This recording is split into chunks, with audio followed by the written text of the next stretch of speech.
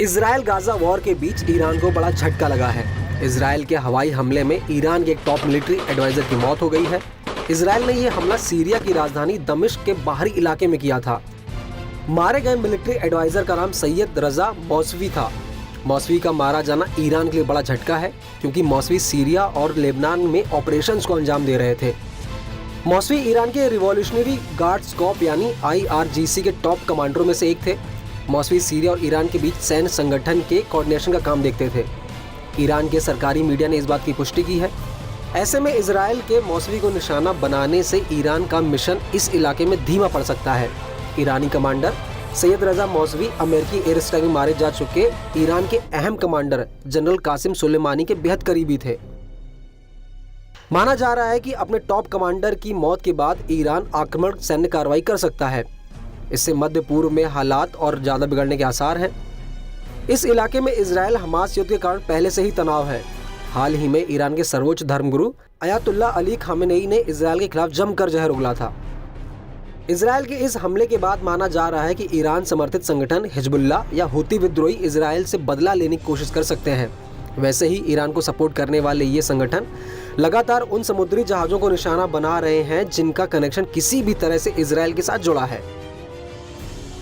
दूसरी तरफ इजराइल और गाजा के बीच 2.5 महीने से चले आ रहे युद्ध में इजराइल ने हमले तेज कर दिए हैं।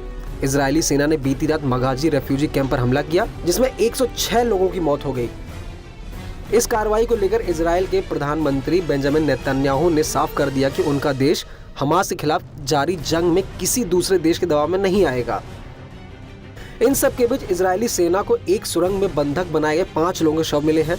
इन लोगों को हमास आतंकियों ने 7 अक्टूबर को बंधक बनाया था। इजरायली सेना का कहना है कि उनका मकसद हमास के साथ उनके टनल नेटवर्क को तबाह करना है। हमास के खिलाफ पिछले 2.5 महीने से चले आ रहे युद्ध को लेकर इजरायली पीएम बेंजामिन नेतन्याहू ने कहा, अमेरिकी राष्ट्रपति जो बाइडेन से मेरी बात हुई है। मैंने उन्हें बता दिया है कि इजराइल इस बार अपने टारगेट को हासिल किए बिना जंग बंद नहीं करेगा। जिन लोगों को अमेरिका और इजराइल के बीच बातचीत पर कयास लगाने हैं, उन्हें रोका नहीं जा सकता। अमेरिका ने हमसे अब तक सीज फायर के लिए नहीं कहा है। कम से कम अब तो इस तरह के कयास नहीं लगाए जाने चाहिए। हमारे 1200 नागरिक मारे गए हैं। बच्चों और महिलाओं को दरिंदगी का निशाना बनाया गया। अब गाजा में जंग तब तक नहीं रुकेगी जब तक हम अपने सभी टारगेट हासिल नहीं कर लेते। सबसे पहले बंधकों को छुड़ाएंगे और इसके बाद हमास का पूरा खात्मा किया जाएगा। मैंने प्रेसिडेंट बाइडेन से कहा है कि जब तक पूरी जीत हासिल नहीं होगी, इजराइल रुकने वाला नहीं है।